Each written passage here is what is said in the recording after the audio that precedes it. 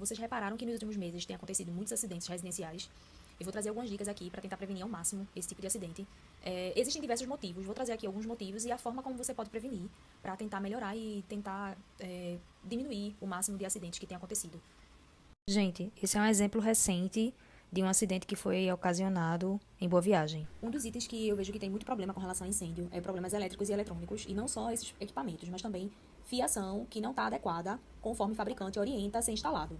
Alguns fabricantes, eles já estabelecem qual é a fiação adequada para que o aparelho, por exemplo, ar-condicionado, torradeira, liquidificador, alguns aparelhos, eles já trazem no fabricante quais são as exigências técnicas para que seja utilizado de forma correta o equipamento elétrico e eletrônico. O que acontece? Muitas vezes a pessoa compra um aparelho novo, mas a fiação elétrica da residência ou do comércio é antiga e não comporta toda a carga que necessita para aquele equipamento funcionar. Então, o alerta que eu deixo é qual é a idade da edificação que você mora ou que você está empreendendo e veja com relação à fiação, aos disjuntores. Antigamente existia um disjuntor chamado NEMA.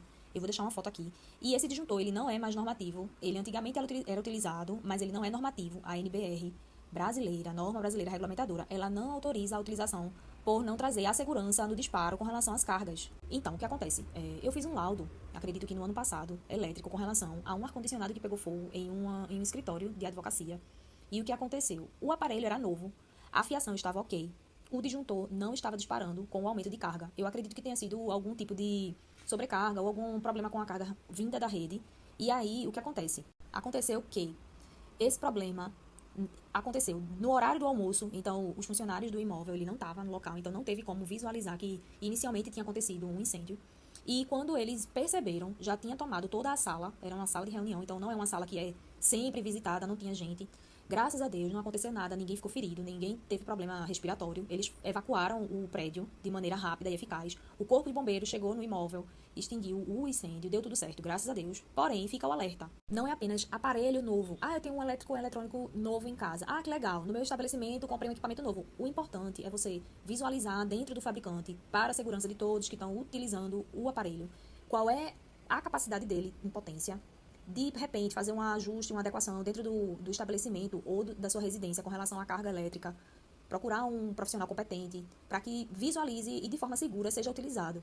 São formas de você visualizar possíveis inseguranças que tenham dentro do seu estabelecimento ou dentro da sua residência e que você não tenha pensado nisso anteriormente. Aí você começa a visualizar e começa a solucionar e a pontuar todos esses trâmites para que garanta a segurança dentro do seu imóvel. Existe também a possibilidade de problema com botijão de gás, itens de gás. Alguns empreendimentos e alguns edifícios residenciais, condomínios, já possuem gás encanado, outros não, tem que ser com o botijão para poder conseguir fazer a utilização na cozinha. Então, qual é a solução para isso? Tentar ao máximo deixar o botijão de gás excluído do espaço da cozinha. Eu sei que existem alguns empreendimentos e alguns edifícios residenciais que são mais antigos e não previam isso anteriormente. Então, de certa forma, existe o contato dentro do espaço da cozinha com esses equipamentos. Eu vou dar a dica para vocês com relação a viagens e com relação a saídas. Vai sair de casa, vai viajar, desliguem o registro, deixem desligado. É melhor você ter a problemática de estar ligando o registro para utilizar do que você deixar o registro ligado e acontecer algum incidente indesejado.